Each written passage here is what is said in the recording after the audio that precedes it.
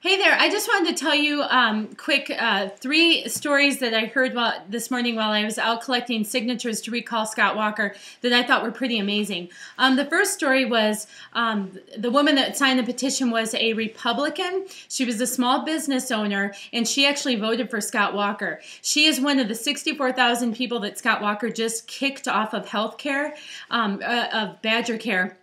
And she doesn't have any health care for herself anymore.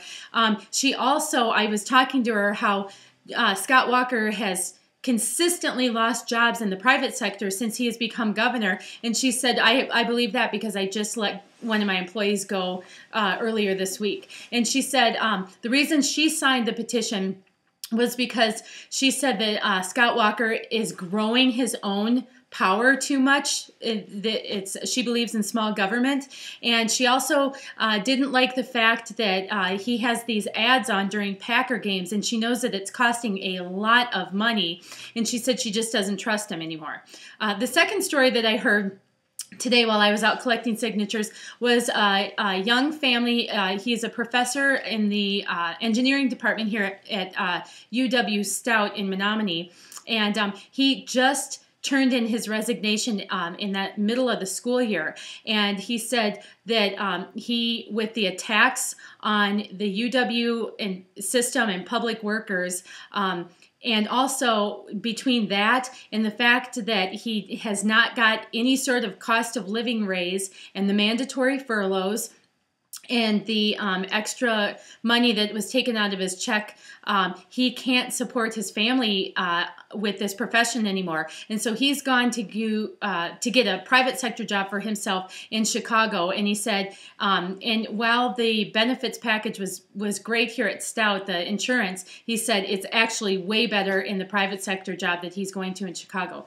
The last thing that I wanted to tell you about was a guy that signed the petition for various reasons, but right before he left, he stopped and he turned around and he came back to me. He said, I also want you to know one other thing that's on my mind. And I said, okay. And he said, I used to work in underground mines in Michigan.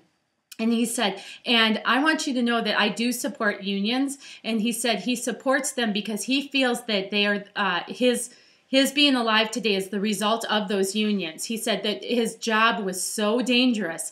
And he said, he couldn't even imagine being able to survive that job if the safety standards that the unions had bargained and fought for so many years ago had not been in place for him to have that opportunity to work under those safer conditions today. So he said he feels like he owes his life to the unions. I just wanted to share, those were just three of the many, many stories that I heard while I've been doing this, but three right in a row today, and I thought were pretty amazing, and it made me really happy to be out there collecting signatures and giving those particular three people the chance to sign the petition to recall Scott Walker and maybe replace him with a governor who is going to support working families and workers' rights.